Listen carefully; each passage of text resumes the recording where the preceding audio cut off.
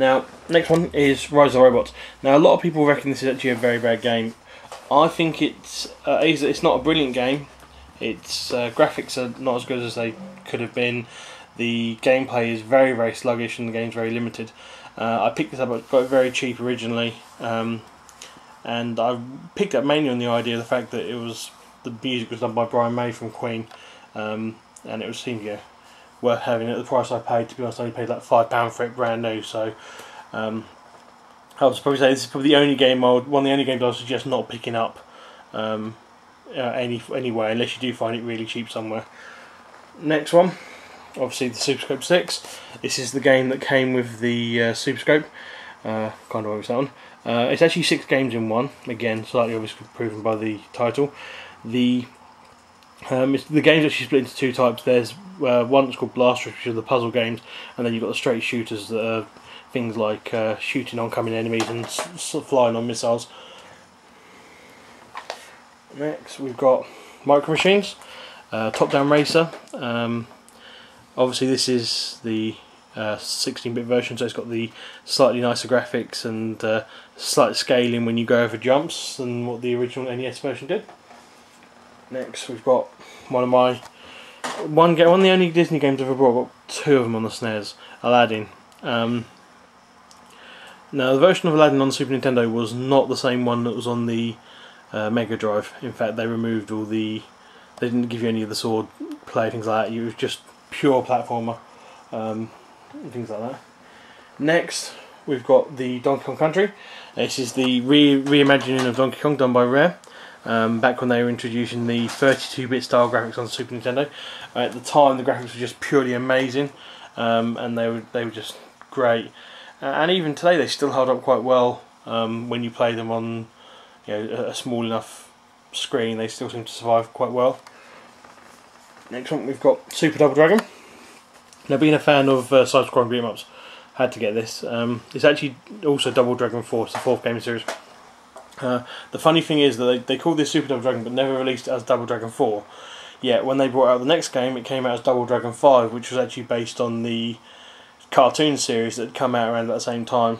But it wasn't really a Double Dragon game. It's actually more of a one-on-one beat-em-up than actually a side-scroller. But that's that. Talking about one-on-one beat-em-ups, next one, Street Fighter 2 Turbo. I actually got this in the limited edition. It came with a metal tin. It was meant to come with a badge, but the one I had never had the badge. So even back then, people providing limited edition stuff didn't fill things in. So I wonder if Peter Molyneux had a hand in putting out this as a limited edition. Only joking. Next one, Yoshi's Forest. Now this is a game that a lot of people didn't like, but I really enjoyed it.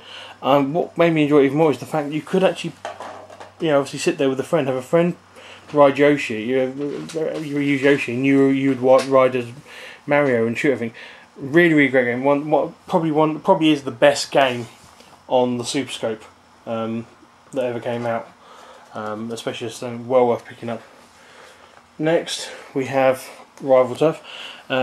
This is pretty much a Final Fight clone, I suppose, is the way of listening. And a lot of people have a go at it. I enjoy it. It's side-scrolling. What can I say? Next, I've got Super Bomberman, and that, of course, is the first Bomberman game on the Super Nintendo. That goes from there.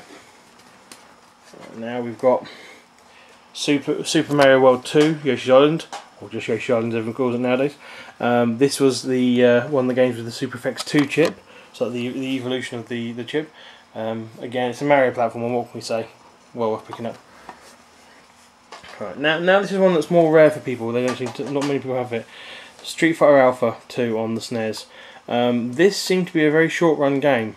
I only saw one place that stocked it at the time. It was Electronics Boutique, because that's when they'd taken over.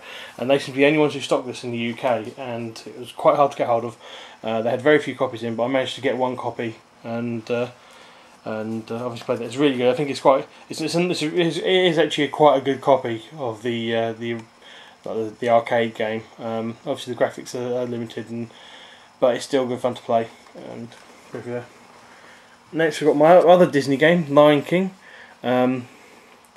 Yeah, I'm not a massive fan of Disney for varying reasons, but The Lion King and Aladdin were actually very, very good platform games, and enjoyable platform games. So I did actually pick these up for some unknown reason, but I did enjoy them. Next, got Street Fighter 2. Of course, I'm going to have that, being a beat 'em up fan. Off that. Now we've got Super One Man 2, a nice full-on game to the first one. Introduce new features, which kind of has kind of been the way they've done the Bomberman game since then. That's good. Now for my only different coloured Super Nintendo cartridge, Killer Instinct. You can see it's black cartridge. Rare's first beat 'em up on the Super Nintendo. Obviously that then led on to do Killer Instinct Gold on the N64. Next one we've got Ultimate Mortal Kombat. Now this is a modification of Mortal Kombat 3, which they released. It's the same, pretty much Mortal Kombat 3, but they introduced a lot of the characters they'd removed from that game and the characters from the past, kind of leading up to their way of making that sort of product. Next one, Terminator 2, the arcade game. Now, a lot of people hate this game, and I wasn't too fond of it when you were playing it with the scope. However, this did have one great feature: you could play it with the mouse. You could use the Mario Paint mouse to play this. It made the game a lot more fun, and it just made it a lot more enjoyable to play. Again, being a scope game, I doubt we're ever going to see it on Virtual Console, unfortunately. But yeah. Next, we've got Mortal Kombat 2. This is actually my favourite Mortal Kombat on the Super Nintendo. I feel the graphics were nice and big and colourful and that. The funny thing is, I actually was getting this for Christmas one year, and I actually found that my parents had brought it for me and they packed it up, and every time they were out the house I would get the game out, or I'd get the present out, I would cut the sellotape off the side, slide the game out and play it. And in fact I completed it with every single character before I actually got it for Christmas. This version of the game. So yeah, sorry Mum, yeah, I was opening presents. Next one, another at the time rare to get hold of game. Super Street Fighter 2. Again, this seemed to be a limited availability, only with places like Electronic Boutique at the time. Yeah, it's really enjoyable. Obviously, Street Fighter. No one's going to argue with that. So let's reach out to get the next game. Next game is obviously one to have: Super Mario Kart. The first Mario Kart game. Everyone should play this, even if you don't like it. Don't care. And then, to finish off the Mario stuff, we've got Super Mario All-Stars, the all 4 Mario games built into one. I know they released another version of this cartridge, also had Super Mario World on it, but I think that was only a US release, or I never happened to get up to see it anyway. And then finally, Legend of Zelda: Link to the Past, Zelda 3 on the Super Nintendo. Obviously, game got remade into onto the Game Boy Advance. That also had the 4 Swords Adventures. So yeah, so that's all my SNES games and all my SNES accessories. Not a massive collection. I know I could have more, but I think I've not really brought anything new since the SNES was out. Alright, next one I'm going to do will be the N64.